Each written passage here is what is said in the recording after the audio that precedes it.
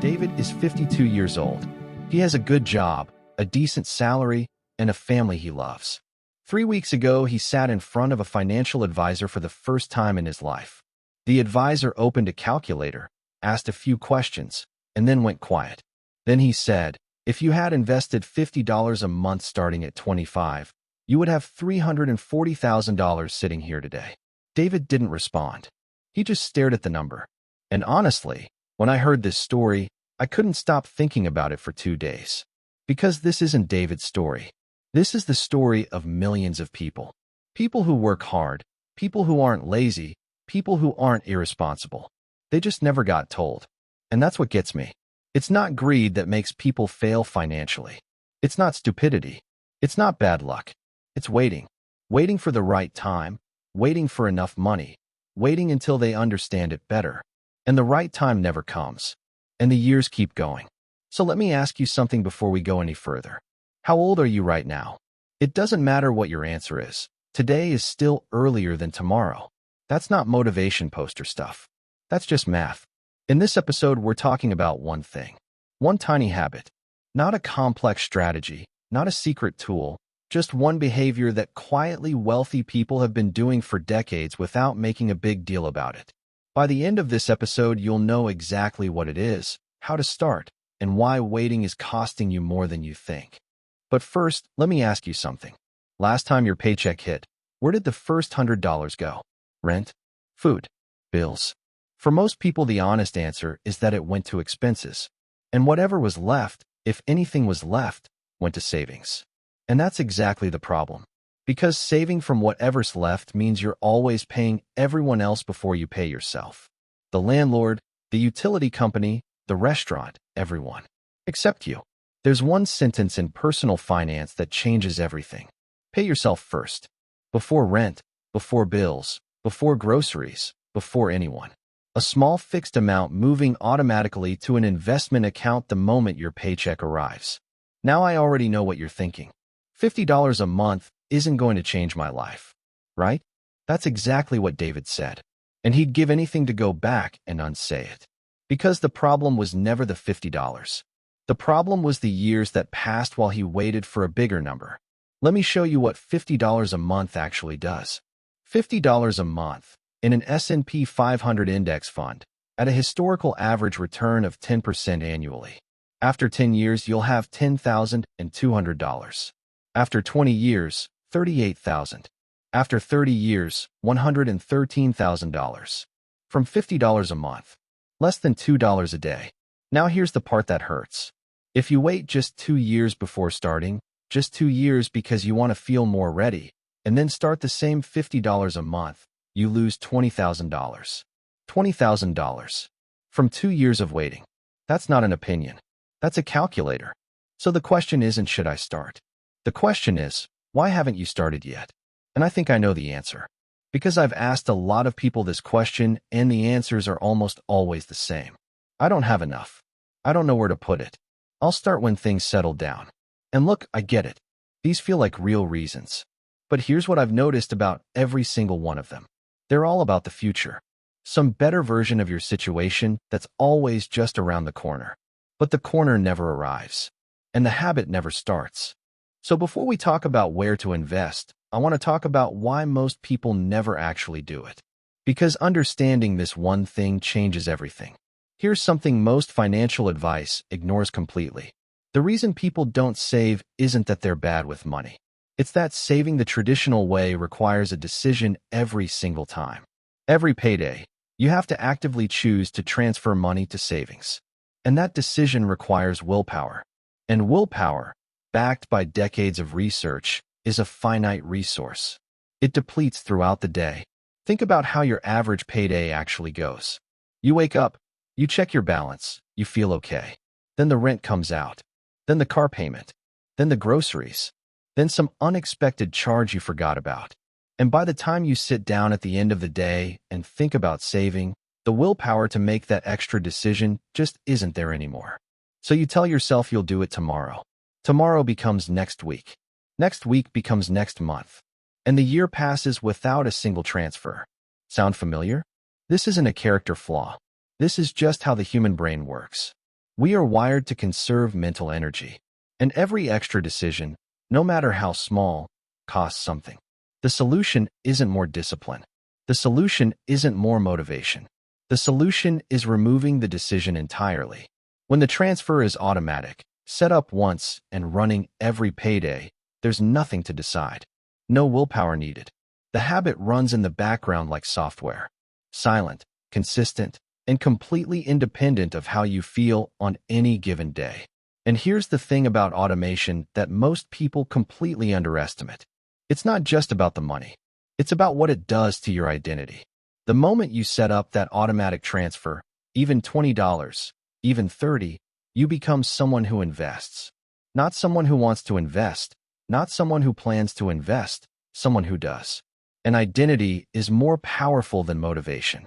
Motivation fades. Identity sticks. James Clear, who wrote Atomic Habits, puts it this way. Every action you take is a vote for the type of person you want to become. And every automatic investment is a vote for the identity of someone who builds wealth. $20 a month won't make you rich on its own, but it makes you an investor. And investors think differently. They notice where money leaks. They get curious about where to put it. They start thinking in years instead of months. The habit is the seed. The identity is the tree. And the tree grows whether or not you're watching it. Now let me tell you about Marcus. Marcus is 31. He works in logistics. Average salary, nothing remarkable. In 2021, he set up a $40 automatic transfer to a simple index fund on the same day his paycheck hits every month. $40. His first statement showed a balance of $43 after 1 month. He told me he almost laughed at it. But he didn't touch it. He didn't cancel it. He just let it run. A year later, his balance was $520. Not impressive on paper, but something had shifted in him. He started reading about investing on his lunch breaks. He increased the transfer to $60, then $80, then $100. Today, 3 years later, Marcus has just over $6,000 invested. He's 34 years old, and he talks about money completely differently than he did at 31. He didn't get a raise. He didn't win anything. He just started, and starting changed who he was. That's the habit. That's the real return on $40 a month. Okay, so we know why the habit matters, and we know the psychology behind it. Now let's talk about where to actually put the money, because this is where most people get stuck.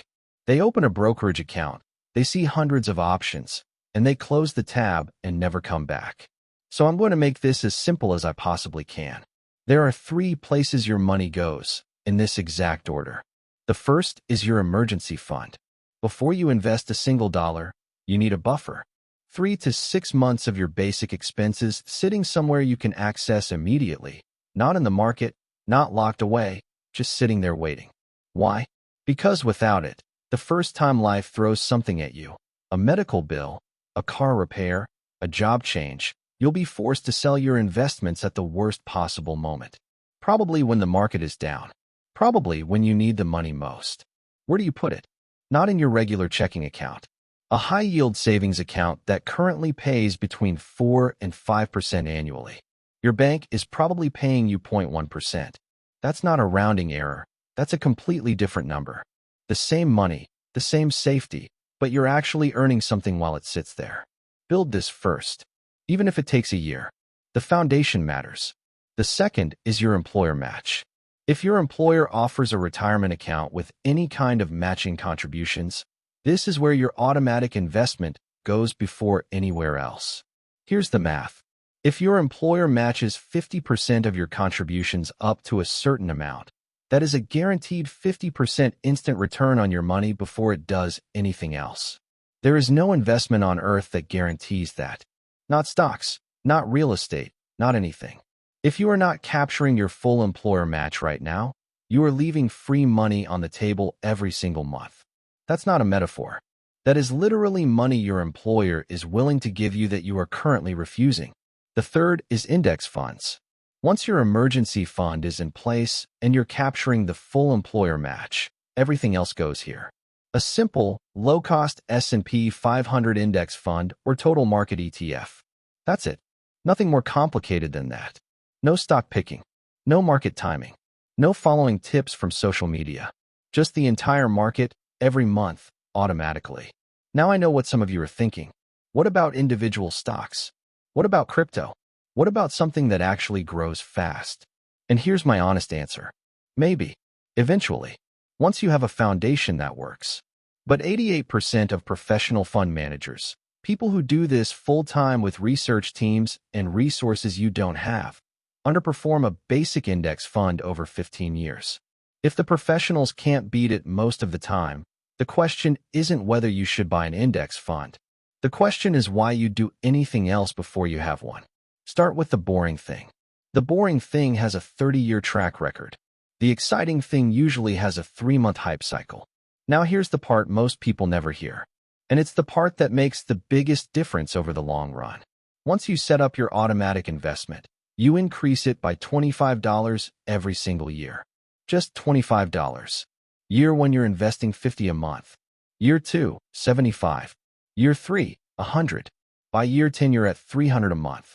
By year 15, $425. And what does that actually produce? Starting at $50 a month and adding $25 every year, after 30 years you end up with over $400,000. From a $50 starting point. No dramatic changes. No sudden windfalls. Just the small annual raise to yourself that most people never think to give. And here's the beautiful thing about this approach. It scales with your life naturally. As your income grows, your investment grows with it. You're not depriving yourself today. You're just making sure that the future version of you isn't sitting across from a financial advisor doing math on what never got built. 3 steps. 15 minutes total. No more research needed after this. The first step is to find your 1%. Open your banking app right now. Look at your monthly take-home income. Calculate 1% of it. If you bring home $2,000 a month, that's $20. If you bring home $3,500, that's $35. If you bring home $5,000, that's $50. That is your starting number, not your forever number, not your goal. Just the number you can commit to without hesitation, without feeling it, without any lifestyle change at all. The second step is to open an investment account if you don't have one. Fidelity, Schwab, or Vanguard in the US. DeGiro or Trading 212 in Europe. The most regulated and trusted local option wherever you are. Free to open. 10 minutes. Do it today, not this weekend. Not when you have more time. Today. Because the gap between I should invest and I am investing is almost always just the 10 minutes of friction you keep putting off. The third step is to set up the automatic transfer. Not manual. Automatic. Set the date to 1 day after your payday. Set the amount to your 1% number. Set the destination to a simple S&P 500 index fund or to your high-yield savings account if you're still building your emergency fund. Then set a calendar reminder 12 months from today to increase the amount by $25. And then forget about it. Let it run. That's the entire system. 3 steps, done once, running automatically forever. Here's what I want you to carry from today. Net worth isn't built in moments of inspiration. It isn't built when you finally feel ready. It isn't built when the market looks perfect or when life settles down. It's built in the quiet, boring, automatic consistency of a habit that runs whether you think about it or not. David didn't need a higher salary. He didn't need a hot stock tip or a lucky break. He needed someone to sit across from him at 25 and explain what you just heard. You just got told. So my question for the comments, and I want a real answer, not just a thumbs up. What is the one thing that has stopped you from setting up an automatic investment until now? Not eventually. Not when things are better. Right now, today, what is the actual obstacle? Write it below. Because sometimes putting the obstacle into words is exactly what it takes to realize how small it actually is. This was Coin Talk. If this episode gave you something useful, share it with one person who needs to hear it. And I will see you in the next one.